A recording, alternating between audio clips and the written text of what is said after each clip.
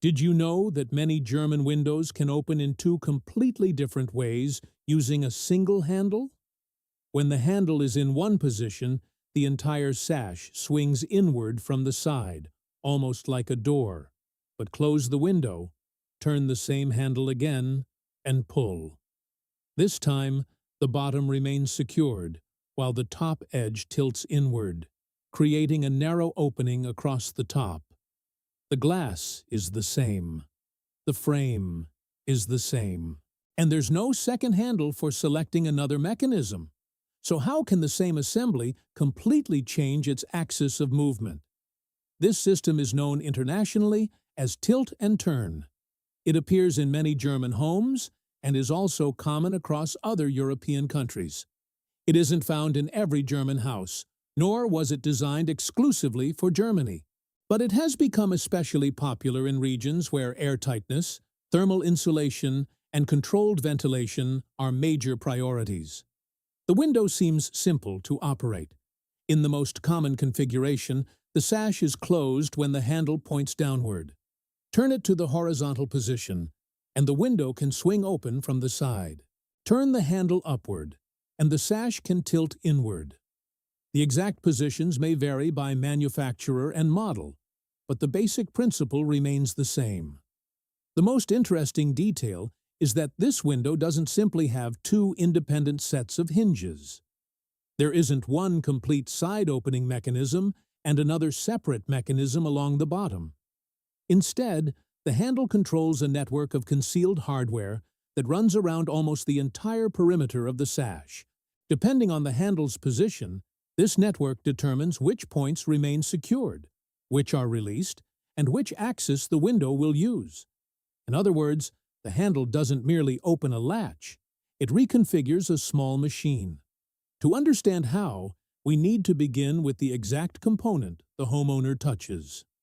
On a simple conventional window, turning the handle may do nothing more than retract a metal latch. That latch slides out of a keeper attached to the frame, allowing the sash to open. On a tilt-and-turn window, that motion is distributed through a much more extensive hardware system. Behind the handle is a gearbox. When someone turns the handle, this gearbox converts rotation into linear movement. In other words, the movement of the hand causes small metal rods to slide. These rods run along the sides of the sash and connect to components installed at the corners. Because a straight rod can't bend around a 90-degree turn, the ends use corner drives. These receive movement from one direction and transfer it into another. That allows an action performed at the center of the window to reach the top, the opposite side, and the bottom. Along this route are locking pins. Many are cylindrical, oval, or shaped like small metal mushrooms. When the handle moves, these pins slide into or out of keepers attached to the fixed frame. There are also hinges, articulated arms, restrictors, and components designed to prevent the sash from attempting to use both opening modes at the same time. Although nearly all of this remains hidden when the window is closed, the hardware must coordinate three different operations: keeping the sash fully locked, allowing it to swing inward, or allowing the top to tilt. Let's begin with the more familiar movement. When the handle selects the side opening mode, the locking pins move out of their keepers. The edge beside the handle is released, while the hardware on the opposite side continues connecting the sash to the frame. At that moment, the window begins to behave much like a door. The weight is supported primarily by the lower support assembly and the upper pivot on the hinge side. The lower component carries much of the vertical load. The upper one helps control the sash's position and prevents it from falling away from the frame. That's more demanding than it sounds. A door has a relatively rigid structure and usually distributes its load across two or more simple hinges. A modern window sash, however, may combine heavy-duty profiles, internal reinforcement, and 2 or 3 panes of glass. When fully open, its center of mass sits away from the supporting points. The larger the sash, the greater the force trying to pull it downward on the handle side. That's why the hardware must be rated for the correct weight, and the installation must keep the sash properly aligned. If the adjustment is incorrect, or if wear or deformation develops, the edge may begin rubbing against the frame. The window still opens, but it no longer fits precisely into place when closed. In side opening mode, however, the principle remains easy to visualize. One side is released, while the other acts as a vertical axis. But that's only half the mechanism. When the sash returns to the frame and the handle selects tilt mode, the hardware rearranges the support points.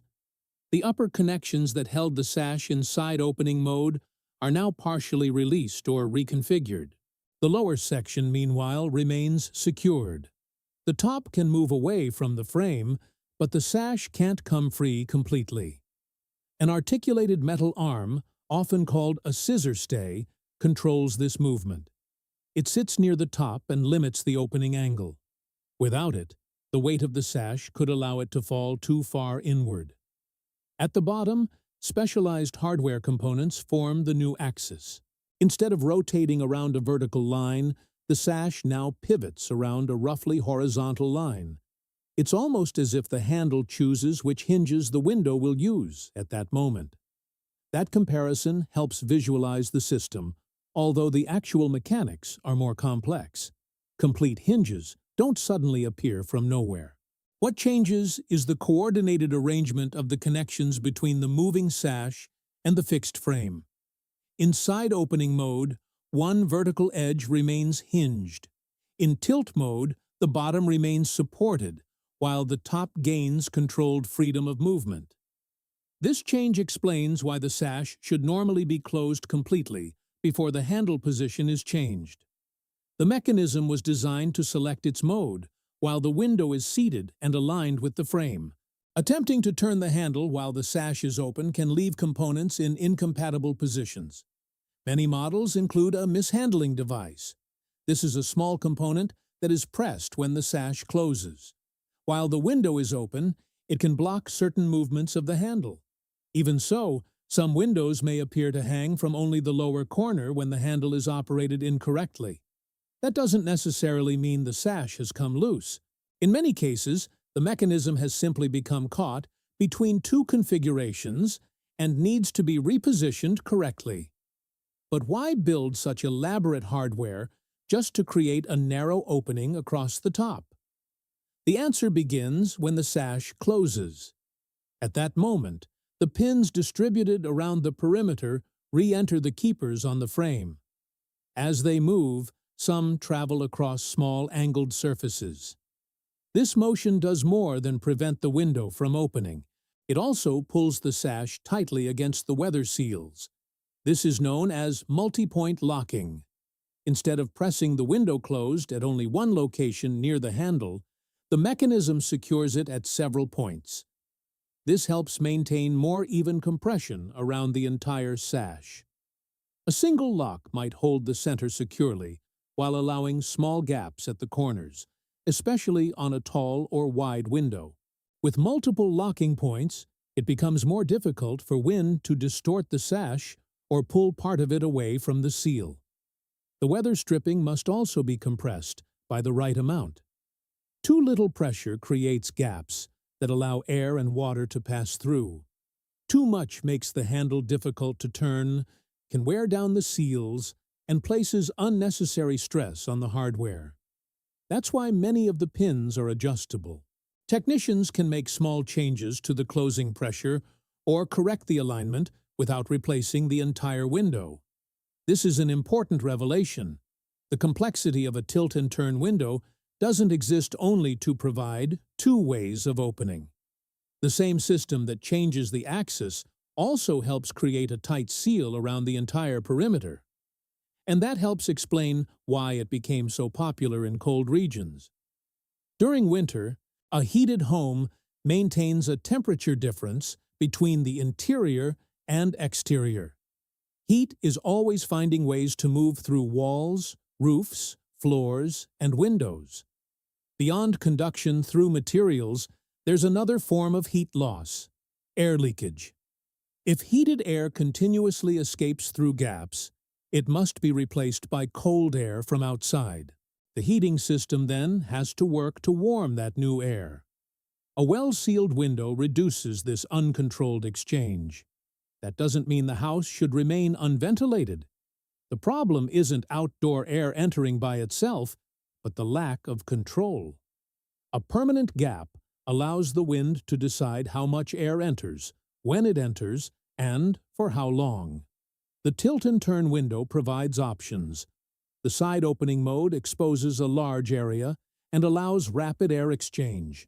Tilt mode creates a smaller passage, useful when more moderate ventilation is desired, when a fully open sash would occupy too much space, or when no one wants to leave the window wide open.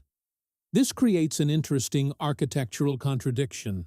The better a house becomes at preventing uncontrolled air leakage, the more important it becomes to decide consciously how the indoor air will be replaced.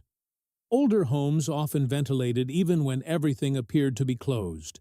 Air passed through gaps in the window frames, connections between materials, and small flaws in the construction.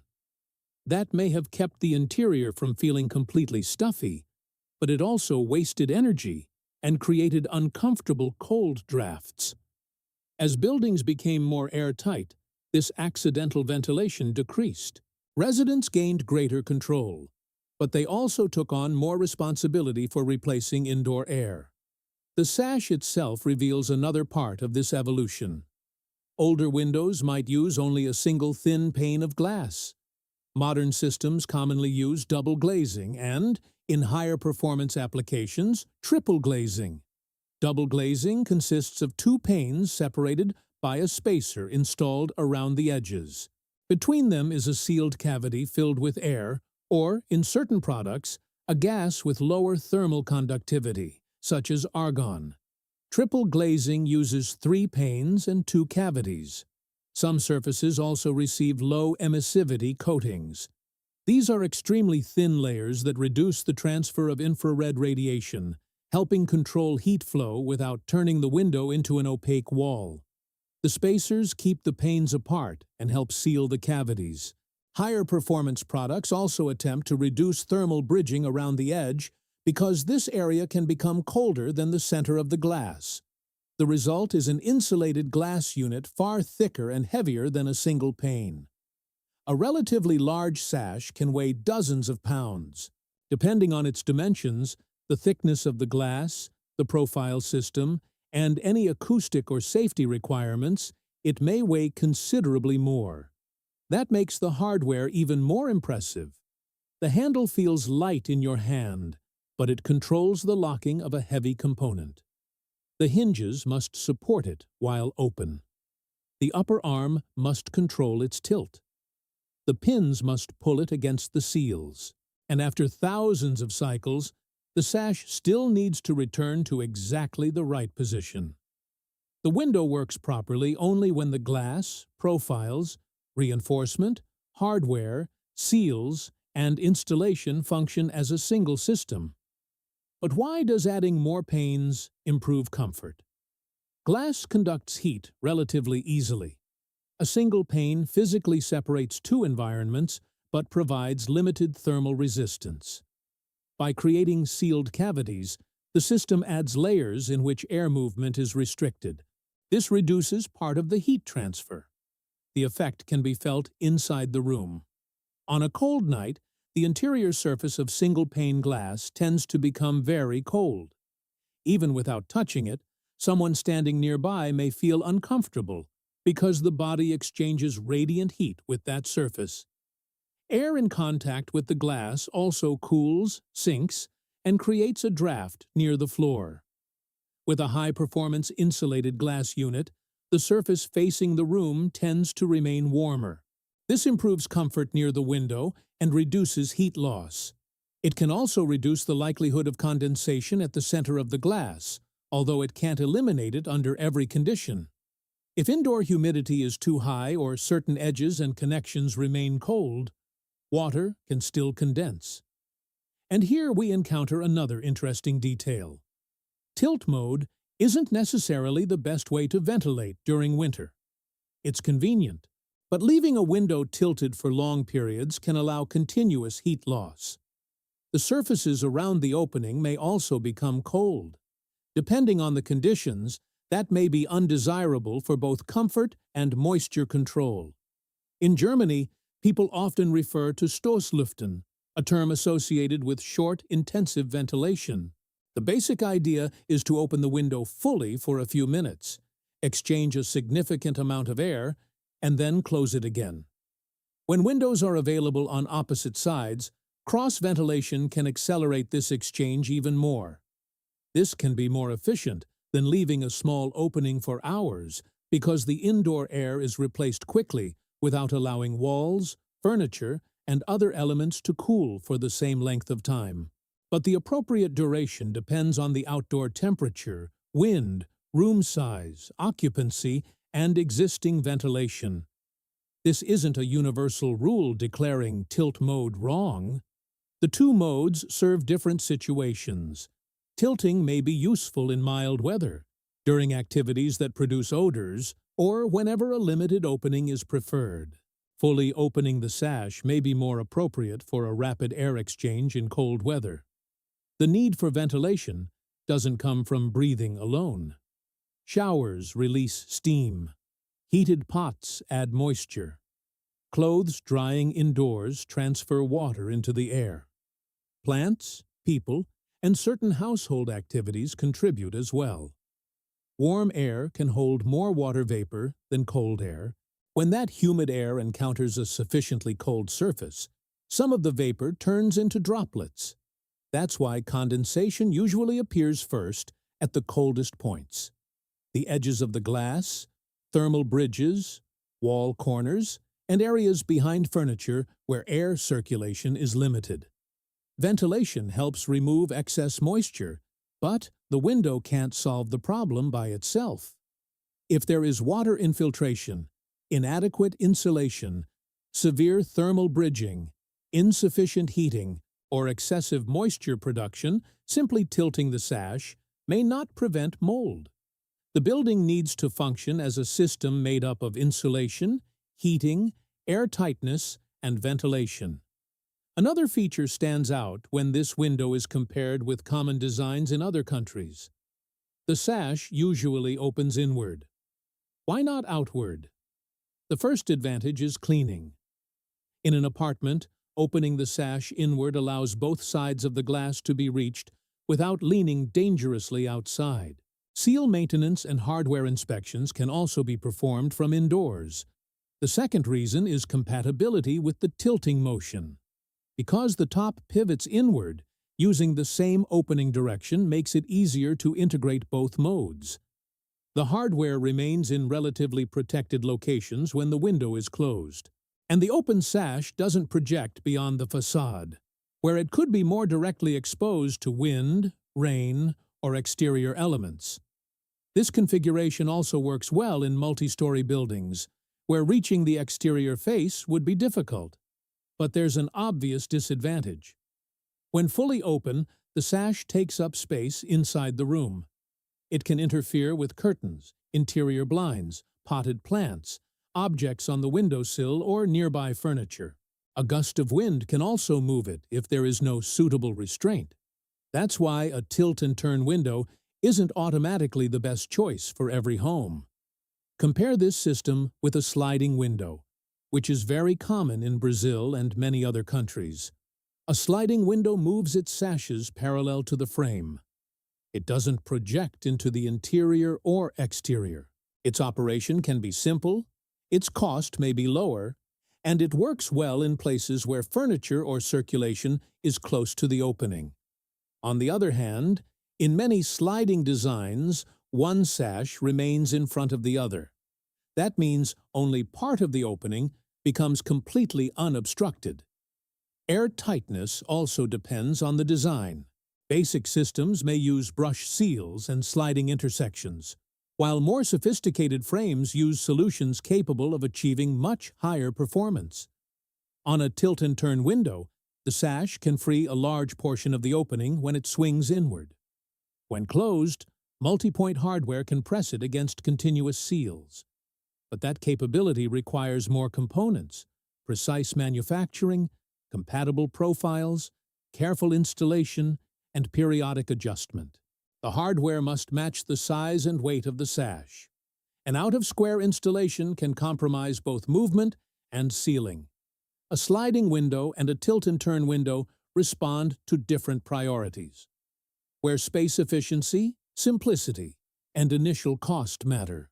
Most, a sliding system may make more sense, where a wide opening, perimeter sealing, and the ability to choose between two modes are valued.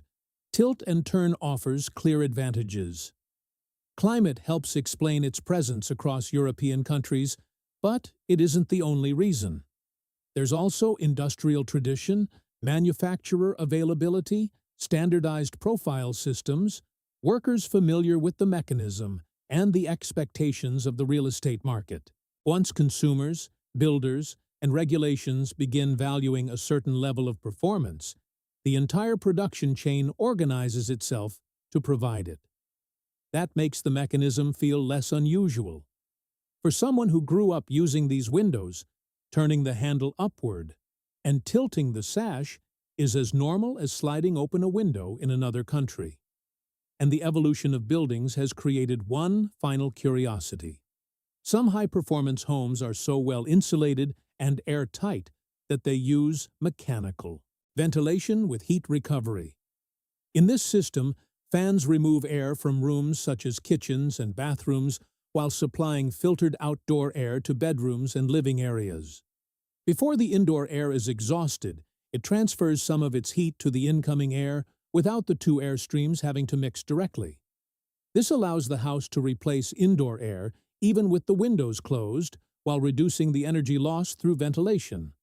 That creates a small technological irony. Windows became increasingly effective at controlling air infiltration. Then mechanical systems began taking over part of that function continuously. Even in a mechanically ventilated home, however, operable windows still give residents a choice.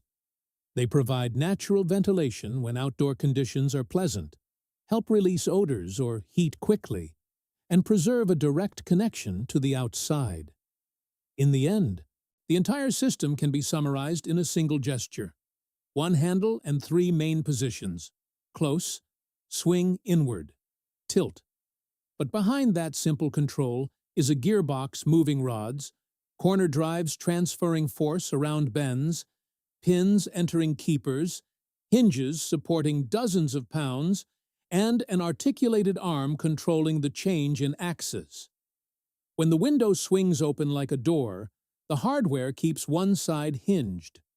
When it tilts, the bottom remains secured while the top is released in a controlled motion.